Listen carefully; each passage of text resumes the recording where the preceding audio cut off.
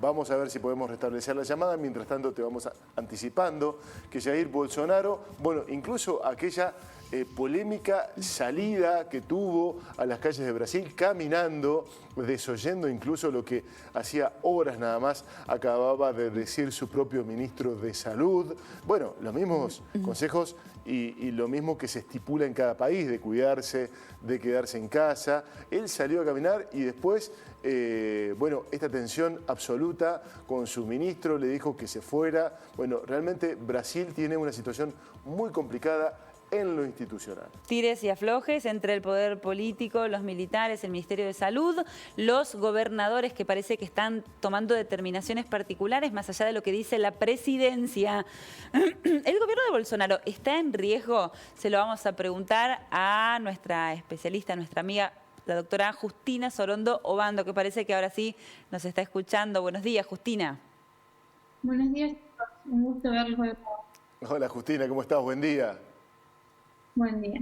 Bueno, antes que nada decíamos, por supuesto, las mediciones respecto de imagen política y demás. Ahora, a partir del coronavirus, digo, qué desafío para quienes tienen este trabajo, porque ha sido un impacto también desde lo político institucional en el mundo entero. Sí, sin duda. De vuelta está en el tapete de nuevo Bolsonaro, ya lo vimos con el Amazonas, del lado de la educación, el recorte de la educación, en la salud pública, y de vuelta con su approach tan particular con el coronavirus, ¿no? Que en un principio se pensaba que estaba siguiendo la línea de Trump, y vemos que Trump ha decidido sensatamente comenzar a seguir el lineamiento de la Organización Mundial de la Salud, y Bolsonaro continúa siendo uno de los pocos líderes mundiales, uno de los 4 que quedan líderes mundiales escépticos en cuanto a esta pandemia, ¿no? Continúa priorizando lo que es la economía brasilera, lo cual por supuesto que es algo importante porque es lo que termina dándole de comer a la gente, pero nos estamos dando con cifras de infectados que realmente son abrumadoras. Hemos hablado de esto y han hablado ustedes de esto seguro muchísimas veces, así que no hace falta continuar hablando de lo mismo. Pero sí podemos decir que está provocando otra crisis política en lugar de unir al pueblo brasilero, al igual que ha hecho Trump. Decimos lo mismo respecto a esto. Nos tiene acostumbrados. Ya Bolsonaro, a su actitud de presidente que va directamente a problemas, supuestamente, con una actitud muy desafiante, muy a lo macho, como quien dice. Hizo lo mismo con el incendio en el Amazonas, no le salió bien tampoco. Y terminó definiendo al coronavirus de la misma forma que lo hizo Trump, definiéndolo como una pequeña gripe. De hecho, después de que los gobernadores de los estados más grandes decidieran por cuenta propia, porque tienen ese poder, la cuarentena obligatoria, él lo que hizo fue sacarse selfies y organizar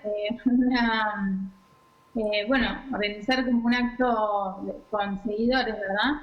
En un claro gesto desafiante respecto a lo que desean hacer las autoridades para proteger a la misma población. Justina, entonces, sí. Bueno, Bolsonaro se está enfrentando a una especie de rebelión interna del Ministerio de Salud, de los militares que lo acompañan. ¿Esto pone en riesgo su gestión? ¿Quién está manejando la situación del coronavirus en el país en términos reales?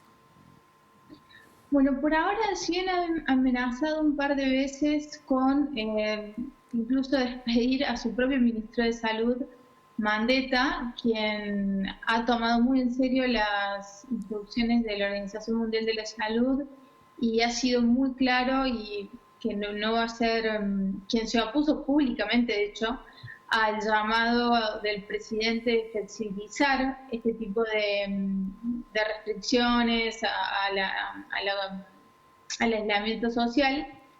No lo ha hecho aún, ¿sí? Esto puede cambiar, en 5 minutos puede ser que lo termine echando, pero no lo ha hecho. me parece que esto es algo bueno. Hay que tener en cuenta que por ahí, lamentablemente, las cifras que él está dando, que Bolsonaro está dando, directamente no serían ciertas en base a toda la información que estamos recibiendo de la ciencia en sí. Él lo que sí estaría de acuerdo en hacer es un aislamiento vertical de la gente de 60 años para arriba.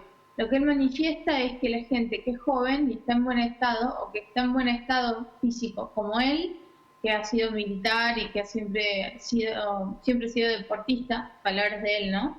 Es muy posible que le agarre una gripe y la pase y no haya problema, lo cual es posible, ¿no? Pero entonces, ¿para qué suspender las clases de los niños si ellos probablemente no les pase nada de todas formas?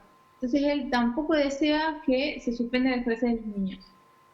Ahora, el tema es que el 10% de la gente infectada, de los muertos, perdón, no infectados, de los muertos en Brasil, son gente de menos de 60 años. Entonces no es caprichoso que en el resto del mundo y que en el país más paradigmático del capitalismo, que es Estados Unidos, ya se ha decidido una cuarentena total, ¿no? Creo que el capitalismo, el país que representa el capitalismo haya decidido una cuarentena total, no es caprichoso de por sí. Ahora, en cuanto a las posibilidades que hay de que vayamos por un impeachment contra, o más bien Brasil vaya contra un impeachment contra Bolsonaro, es posible, no lo veo muy probable porque si han habido protestas, hay muchas protestas en contra de él, se está acatando mucho el aislamiento social, sobre todo en los barrios de mayores ingresos, de medianos ingresos. Como decía mi abuela, en general no se cambia de caballo en mitad del río, ¿no? Entonces, si bien 10 puntos ya bajó su popularidad, continúa manteniendo un gran apoyo del sector evangelista y de algunos otros sectores. Entonces, de momento, si bien bajó 10 puntos, continúa teniendo un muy buen porcentaje de popularidad. Hay que tener en cuenta que hasta el 8 de abril ya tiene Brasil más de 14.000 infectados y casi 700 muertos, ¿sí? Y yo creo que una de las cuestiones a analizar acá es, lo cual va a atravesar no solamente Brasil, sino lamentablemente también Argentina y el resto del mundo, es que las personas más vulnerables acá es, como termina siendo, quienes no tienen un ingreso fijo, ¿sí? Quien vive de changas, quien ni siquiera es fuente propista, quien de por sí obviamente sufre un gran golpe de su bolsillo porque tiene que cerrar el negocio y come de eso, sino quien vive del día a día. Porque, por ejemplo, lo que se veía era que en las favelas, estamos hablando de Brasil, que es un país con más de 200 millones de personas. En las favelas, que serían nuestras villas miserias, viven más de 13 millones de personas.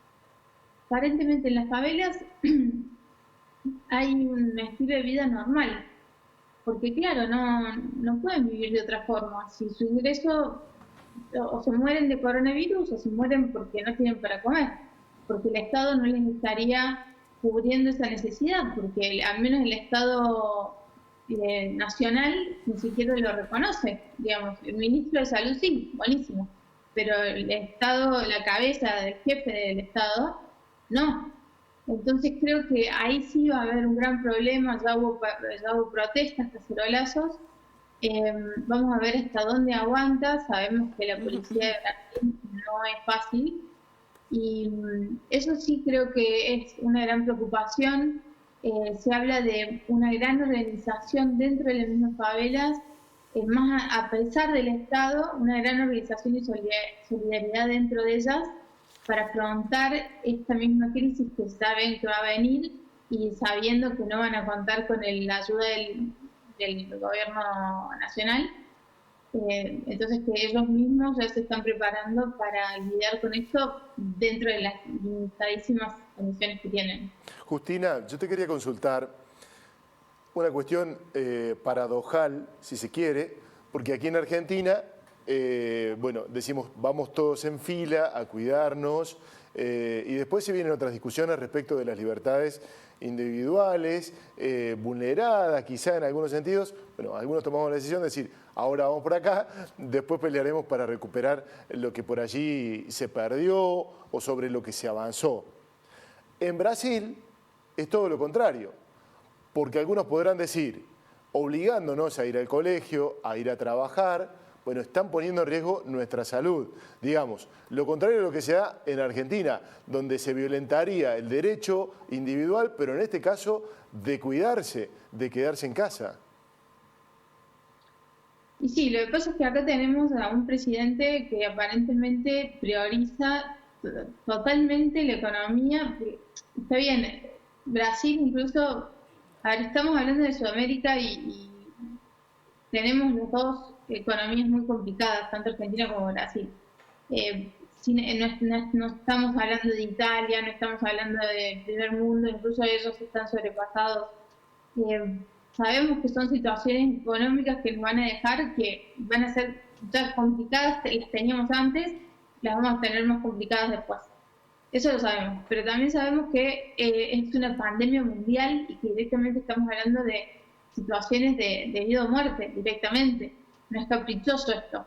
Por ahí hubiera estado mejor adelantarnos a situaciones que ni siquiera el primer mundo se pudo adelantar, ¿sí? Ni siquiera China o Estados Unidos, que tuvo avisos muchos meses antes, y tiene una tecnología para registrar fiebre en el mismo aeropuerto y que no la registró, y nosotros apenas tenemos, no sé, tenemos muchísimos menos recursos. Sí, es una diferencia también en eso.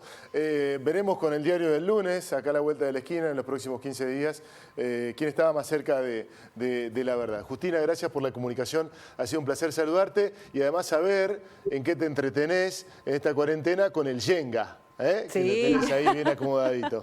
Sí, muy bien. Ahí es está. bueno ese entretenimiento. Felices Pascuas, buen fin de semana. Bueno, muchísimas gracias. Y también quería terminar con decir que, como explicó el ministro de Salud, Mandetta, hay que recordar que una cosa es que el sistema de salud esté saturado y otra cosa es que directamente no exista. La gente por ahí piensa, el sistema de salud de Italia es imposible que no aguante. Bueno, si van todos en el mismo momento a atenderse al sistema de salud, en algún momento no va a dar abasto, digamos. Claro, Entonces, eso es lo que se trata de... Quieren evitar que ocurran, tanto en Brasil como acá. Por eso es que dicen que no estemos en la calle. No porque necesariamente, bueno, todo el mundo vaya a caer en el peor de las condiciones, sino porque justamente se van a quedar sin insumos.